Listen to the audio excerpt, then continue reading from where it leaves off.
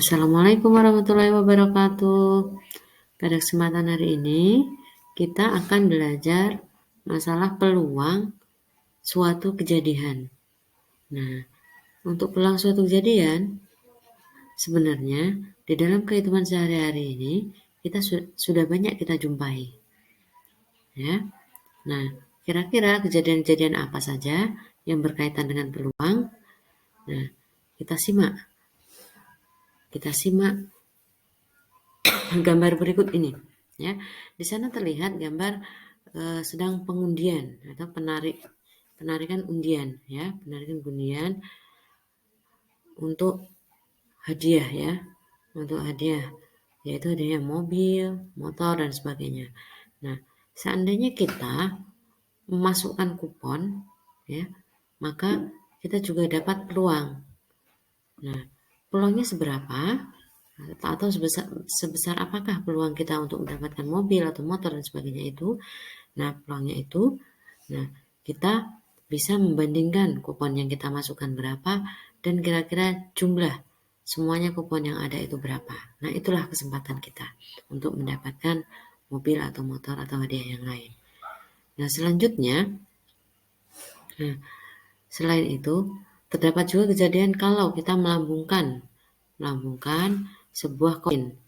Melambungkan sebuah koin itu, maka yang akan terjadi itu pastinya akan muncul gambar atau akan muncul angka. Seperti itu. Ya. Nah, dan masih banyak lagi untuk kejadian-kejadian yang berkaitan dengan PIN. Melambungkan sebuah koin itu, maka yang akan terjadi itu pastinya akan muncul uang. Oke. Nah, untuk mengetahui peluang kejadian di atas, berapa peluangnya? Nah, maka kita ingat dulu tentang ruang sampel dan titik sampel dari suatu percobaan. Begitu. Karena itu adalah materi sebelumnya. Peluang. Oke. Nah, untuk mengetahui peluang kejadian di atas, ruang sampel dan titik sampel. Nah, di sini ruang sampel percobaan acak. Nah, pada pelambungan sebuah dadu bermata 6, bisa dilihat di gambar ya, maka ruang sampel yang terjadi adalah 1, 2, 3, 4, 5, dan 6. Maka banyaknya ruang sampel ada 6 atau dilambangkan NS sama dengan 6. Sedangkan titik sampelnya ya 1, 2, 3, 4, 5 atau 6. Begitu. Jadi bisa dipahami ya.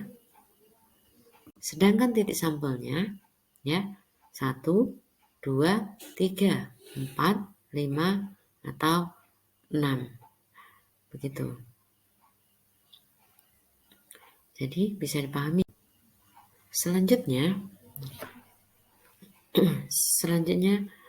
pada pengetosan sebuah koin. Nah, pada sebuah koin ini maka ruang sampel adalah angka dan gambar.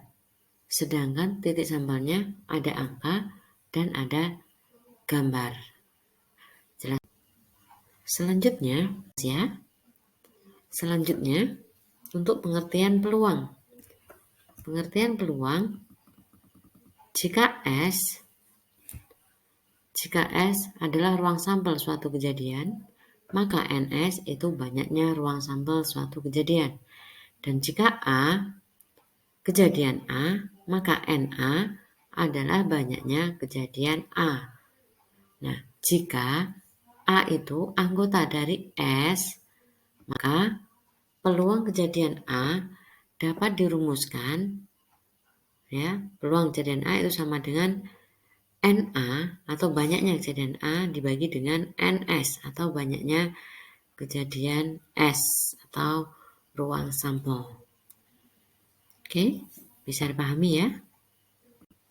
Selanjutnya untuk contoh soalnya, Ayah Budi akan membeli mobil. Mobil yang tersedia berwarna merah, hitam, biru, dan kuning. berapa peluang Ayah Budi dapat membeli mobil berwarna kuning? Ya. Nah, di sana disediakan 4 warna yang bisa dipilih, yaitu merah, hitam, biru, dan kuning. Itu. Selanjutnya, untuk penyelesaiannya, nah, S itu apa? Ruang sampelnya itu adalah semua pilihan warna atau warna yang bisa dipilih, yaitu merah, biru, hitam, dan kuning. Sehingga jumlah dari ruang sampelnya adalah 4. Untuk A itu pilihan warna kuning, ya, yang akan dipilih warna kuning, maka NA-nya sama dengan 1. Nah, sedangkan peluang Ayah Budi untuk membeli mobil warna kuning itu PA sama dengan NA dibagi NS, atau NA-nya 1 dibagi dengan NS-nya adalah 4. Maka hasilnya adalah 1/4. Ya, itu untuk menghitung peluang. Jadi, untuk contoh 1 hasilnya adalah 1/4. Oke. Untuk contoh selanjutnya, ini saya sediakan 2 contoh, ya. Contoh selanjutnya adalah dalam sebuah kotak terdapat 3 kelereng merah dan 5 kelereng putih. 1 kelereng diambil secara acak atau random. Tentukan peluang terambilnya. 1 kelereng warna merah, 2 kelereng berwarna putih.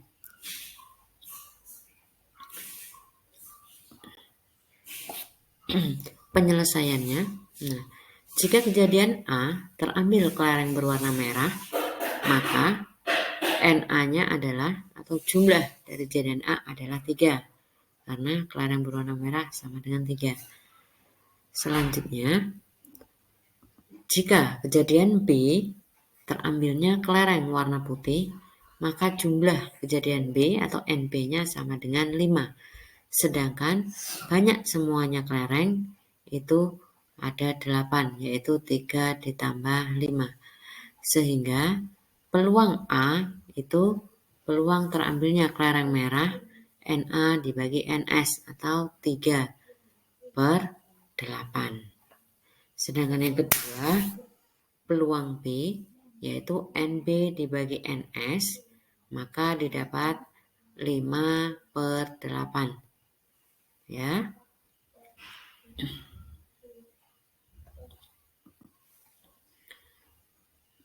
Kita lanjut ke frekuensi harapan. Frekuensi harapan suatu kejadian didefinisikan sebagai hasil kali banyak percobaan N dengan peluang kejadian. Dengan demikian, frekuensi harapan kejadian A, FA, akan muncul dari N kali percobaan. Atau dirumuskan sebagai berikut. Jadi FA, frekuensi harapan itu sama dengan N dikali dengan peluang A. Ya, di mana peluang A itu PA sama dengan peluang A.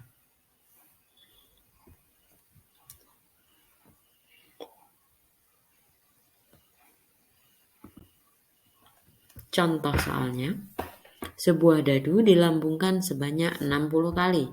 Berapa frekuensi harapan muncul angka ganjil? Nah, penyelesaiannya, saat melambungkan sebuah dadu, itu pastinya kita sudah ketahui banyaknya ruang sampel adalah 6, ya. Dan jika muncul angka ganjil, maka yang muncul angkanya adalah 1, 3, 5. Sehingga NA-nya sama dengan 3. Selanjutnya peluang muncul angka ganjil atau PA itu akan sama dengan 3/6. Ya.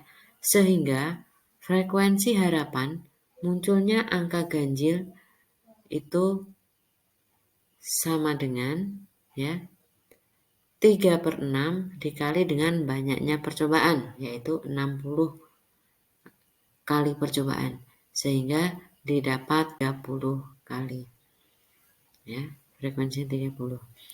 Untuk contoh yang kedua, Diketahui peluang seorang terkena penyakit flu burung 0,04. Berapa di antara 5.250 orang diperkirakan terkena flu burung? Nah, untuk pembahasannya, misalkan A, kejadian seseorang terkena flu burung, maka peluang A itu 0,04. Ya. Selanjutnya, untuk frekuensi harapannya ya diperoleh dari PA dikali dengan N. N adalah banyaknya orangnya, yaitu 5.250.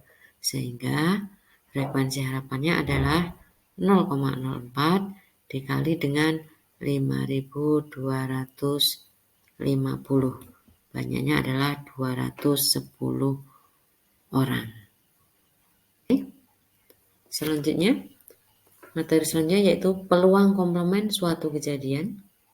Nah, misalkan A adalah suatu kejadian sembarang dalam ruang sampel S. Komplement A diartikan sebagai kejadian A. Dinotasikan dengan A aksen. Hubungan antara A aksen, dan ruang sampel S dapat digambarkan diagram Venn sebagai berikut. Nah, ini A ditambah aksen itu sama dengan semestanya. Ya, jadi kalau untuk peluang, maka peluang A ditambah peluang A aksen itu sama dengan 1. Karena yang sudah pasti adalah bernilai 1.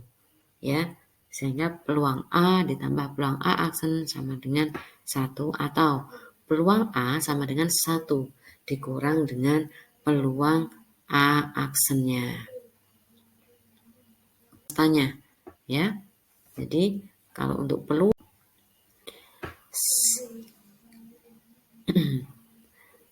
Oke. Di sana terlihat diagram Venn. Nah, ini yang A ini adalah himpunan untuk kejadian A, sehingga yang di luar A itu adalah yang bukan kejadian A, tetapi tetap masuk pada semesta pembicaraan atau S-nya. Begitu. Untuk contoh soalnya, yang pertama, dari satu set kartu bridge diambil sebuah kartu secara acak. Berapa peluang terambil bukan kartu as, ya. Nah, penyelesaiannya adalah untuk satu set kartu bridge berjumlah 52 kartu, sehingga NS-nya atau jumlah ruang sampelnya adalah 52. Misalkan B adalah kejadian terambilnya bukan kartu as, maka komplement dari B yaitu B aksen adalah kejadian terambilnya kartu as. Nah, untuk kartu as itu ada 4, sehingga N B aksen sama dengan 4. Dan peluang kejadian terambilnya kartu as itu bisa kita tentukan, yaitu 4/52. Begitu. Sehingga untuk peluang komplement atau yang terambil bukan kartu asnya itu bisa kita hitung menjadi 1 dikurang 4/52. Nah, itu didapat 48/52. Dan angka ini masih bisa disederhanakan ya, atau 24/26. Bisa ya, paham ya? Nah, untuk menambah pemahamannya, ini untuk contoh 2 ya, mohon dipahami. Di suatu daerah, peluang bayi terkena campak 0,05 dan peluang terkena polio 0,03. Jika 1.500 bayi di daerah itu diperiksa, berapa peluang anak yang tidak terkena campak dan polio? Ingat ya, yang tidak ya, artinya yang komplemennya itu. Nah, penyelesaiannya diketahui peluang terkena campak itu 0,05. Peluang terkena polio 0,03. Jumlah bayi semuanya 1.500. Itu dari soal kita dapatkan informasi tersebut. Ya. Nah, selanjutnya ditanya apa? peluang anak yang tidak terkena campak dan polio. Nah, jawab. Untuk peluang anak yang terkena campak dan polio, ini yang terkena ya, itu maka peluang yang terkena campak ditambah peluang yang terkena polio, atau disimbolkan di sini P, C, dan P, D. Itu sama dengan 0,05 ditambah 0,03 sehingga didapat 0,08. Nah, sekarang peluang untuk anak yang tidak terkena. Yang tidak terkena itu, maka peluang komplemennya ya. Nah, sama dengan 1 dikurang peluang anak yang terkena polio dan campak. Maka didapat 1 dikurang 0,08. Sehingga hasilnya peluangnya adalah 0,02. Begitu. Sedangkan frekuensi harapannya atau banyak yang tidak terkena, nah 0,92 dikali dengan banyaknya anak, yaitu 1.500. Begitu ya. Oke, baiklah. Untuk penjelasannya semoga dapat dipahami ya. Dan boleh diulang lagi, diputar berulang lagi agar lebih paham. Untuk selanjutnya, untuk meningkatkan pemahaman kalian, silahkan berlatih menyelesaikan soal-soal berikut. Di sini ada 2 soal. Untuk soal yang pertama, dalam sebuah kantong terdapat 1 kelereng putih, 1 kelereng merah, dan 1 kelereng biru. Yang akan diambil 2 kelereng sekaligus tanpa pengembalian. Tentukan peluang munculnya kelereng pertama bukan warna putih. Nah, itu untuk contoh untuk soal latihan yang pertama. Soal latihan yang kedua, 26 kartu masing-masing diberi huruf A, B, C, D, dan seterusnya sampai Z. Nah, jika diambil sebuah kartu secara acak dari seperangkat kartu tersebut, kemudian dikembalikan, dan jika dilakukan pengambilan sebanyak 50 kali, berapa banyaknya peluang yang terambil adalah huruf vokal. Ya, oke lah. Baiklah. Selamat mencoba. Ya, semoga sukses dalam belajarnya bisa dipahami.